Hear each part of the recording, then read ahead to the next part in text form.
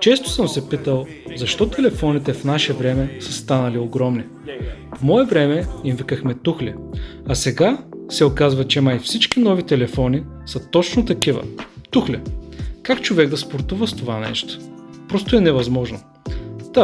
Затова съм с това малко телефонче днес. Перфектно за изкачване на паметника. Подбира се в джоба на шортите без проблем. И така, след дружно изпращане от моите верни другари, е време да потегляме нагоре към паметника. Стигаме началната права. Айде нагоре.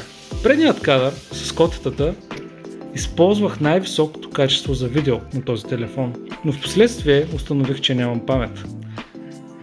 Нямаше мемори карта, а телефона разполага само с около 40 мегабайта. Смъкнах качеството на записа, за да имам достатъчно място за изкачването.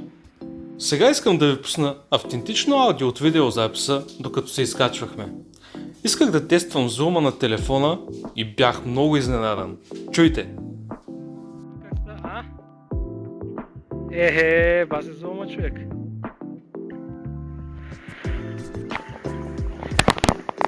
Станаха квадратикът на CS-а. След този забавен сегмент, вече стигаме чупката и продължаваме напред. Вече сме на баскетболния кош до паметника. Ако не се лъжа, никога не съм играл на този кош, но определено трябва да го пробвам. Вече сме на информация. Моят човек си беше забравил телефона на пейката, където бяхме седнали да отдъхнем.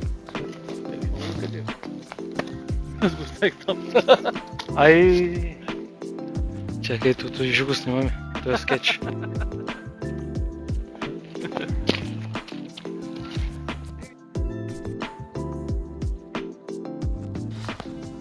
След това, забавно сегментче, искам да изпробвам дали зума работи на практика. Например, дали ако зумна, ще мога да прочита какво пише на табелата.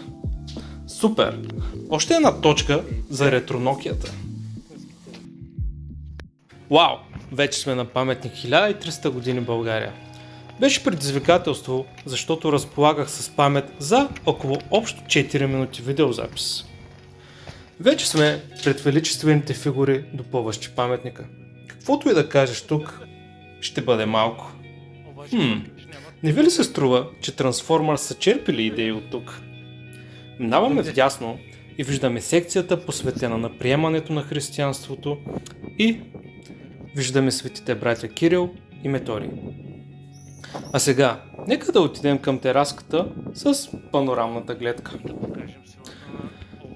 Приятели, както слънцето залязва, време е и нашият клип да стори същото. Но, както слънцето ще изгрее утре, може би не е лоша идея да дадем на някой наш стар телефон шанс да изгрее отново в животите ни. И да си припомним колко лесно беше без Facebook, Instagram и TikTok. Благодаря за гледането.